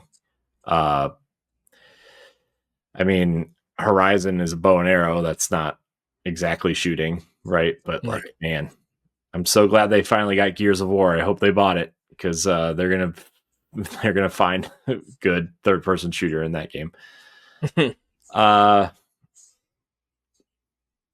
So that's kind of all I've been playing. I think we played a lot of Smash Brothers with my nephews. I don't remember if you were on that episode I was talking about it or if I talked about it with Josh, but I know we talked about it a while back. Yeah, okay. That they was playing it. What else did I play? I know everybody. I'm sorry. Resident Evil 5 I played on the airplane, and Guardians of Azuma I played too. That was like my airplane games. Nice. But that's all I've been playing. Nothing really exciting happening over here yet. I'm trying to figure out what's next. What's coming next? Well, I know since Silksong is done. I mean, it's out. Daemon X Machina. Yeah, Daemon X Machina is for me. That's the big game. Next game that I'm looking forward to, and I know the reviews has been mixed, but I'm like, I saw a review that said Daemon X Machina is a transformative sequel. Forget who wrote it. Yeah, they said, but it still has the same issues as the first one. I'm like, okay, that's fine. I still like controlling the game. I didn't really have a bad problem. I had a hard time controlling it. But oh man, I remember when that game came out when we were talking about it. Oh, man, that was so long ago. So long ago, Edward. It was so long ago. We have our E3 episode on that where we react. So who reacts? Me and you. Oh, I don't remember. I think you're making stuff up now. Nope, we both had that day off this summer. If you say so. Well, Corey, I'm gonna get into my show and tell stuff. Did you have anything show and tell wise? No. Okay. No. So I'm gonna get into. I'm gonna start with the games first. That I got at PAX. So, I got Trails of Daybreak 2 for Switch. Got the collection one. Yes. Which was funny because they had the Switch 2 version of this, but the first game they only had it for PC. So, I got Sea of Stars for Xbox. Nice. I think I already own Bomb Rush Cyberpunk, but I brought it again, so that I might give that away for a collection or something. I picked up Tetris Forever, that game, and then I got the Double Dragon collection, and those from Limited Run. Nice. So, Double Dragon collection? Yeah, I think of the arcade games. Oh, interesting. So, I have my first Japanese Switch game. A game called Under Defeat by City Connection. I was given this as part of the bag for my interview with them. And I almost cried because I'm just like, a free game? And from you guys, the best. So I'm gonna move on to my second one. I have the vinyl of Fresh Tracks. Nice. So, and it is available for sale on their website. So people want to buy it. And Corey got one too, also. So Now I haven't opened this one up, but this is a collection for Miss Fall Hunters. It has artwork in it, so it has like anime characters in like chibi form. It's really cool. I just kept it in the plastic. I don't want to unwrap it just yet. Okay.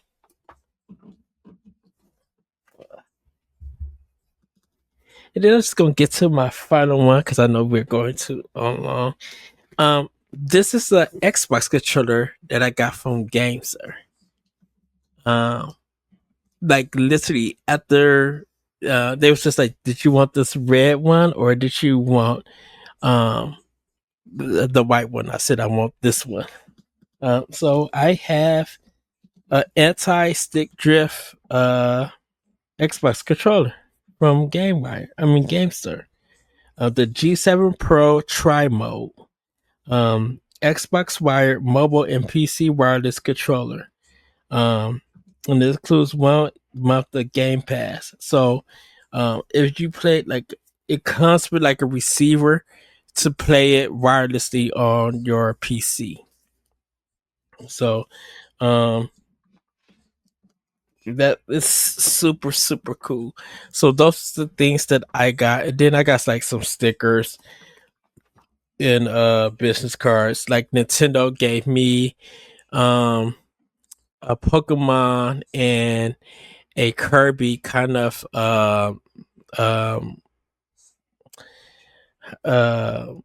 thing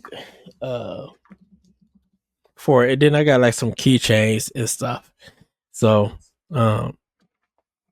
yeah, that's what I got from PAX for goodies and stuff. So some free, some that I brought.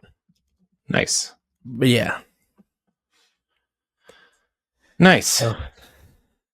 I'm excited to play the Double Dragon one because I think it's all the arcade games and then some of the Nintendo Super Nintendo ones. So yes. Nice. Awesome. All right. Corey, do we have any family news or anything? I don't know. I didn't look it up. I just thought we were going to talk about PAX, honestly. Okay. It's just one of those weeks. And like for everybody out there, like we're recording on a different night than we usually do. And we're going to be recording kind of all over the place for a little bit until schedules get fleshed out. So just if we miss something because we recorded early, get it the next episode. Yeah. So yeah, I will say,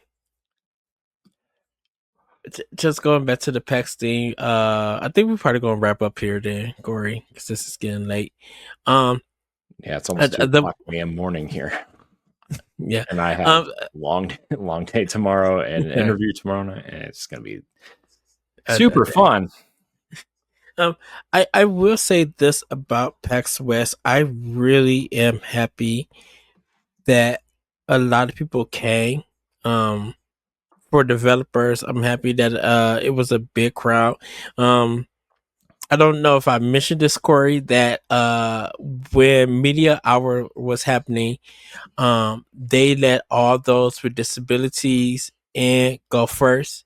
And then all the content creators and media were able to go in after. So it was really nice. And we clapped, we rooted those going in first before us on. We were just like, have a great time, have fun. And it was just really, really cool with that. And then, yeah, it was really nice. There is a picture on my Twitter page at the Retro Code that you guys will see and you will quite enjoy. It was a picture that me, Sophie, and Cordy took. So I think you guys will pretty much enjoy that. And then you can see my picture of Code Vein where I am on the motorcycle. I believe it's on Twitter. Should be that I'm on a motorcycle. And for the gang and with me with some it's on my Twitter page me on a motorcycle with two of the characters in it, cosplaying and stuff. So you guys could check that out. Yes. But that I think that's gonna be it for this episode of Nintendo Pow Block. Once again, everybody go read our diaries. Go read our previews. Once again, thank you, David, Pat, Cordy, Jolie, and Sophie. For just all the work that you guys put into this PAX. Thank you for everybody reading our articles and sharing our work. Thank you to all the developers and PR people who gave us this opportunity to play their games and interview and just have those interactions, and to all the attendees that were there, that was having fun, doing great cosplay. We got a picture with some cosplay players who did K-pop Demon Hunters on there, which was really cool and stuff. And shout out to Bandai Namco, to the PR, to the one of the volunteers. We got to talking about their lighting for their booth, and I'm just like, I'm going to give y'all the best lighting impacts. She's just like, oh, thank you. I'm like, this, they had this cool blue that I was just like, oh, this is super beautiful and everything. So shout out to them for it. I didn't get to see the Tekken matches, but I'll go see them next time and everything. But yeah, that's pretty much it. And for all the folks who was on the Summit building with the trading card stuff, I know we weren't around in that area and stuff, but I am happy to see that. The Nintendo Power magazine museum was in a small kind of room, but you got to see different magazine covers. You got to see artwork that the readers did, and then you got to see some of the artwork that was planned for the cover and everything. So like some of the pre-planned stuff you got to see, and it was really, really cool to see that. And you didn't have to pay anything. You could go in and look. If you wanted to donate, you could donate there, and stuff.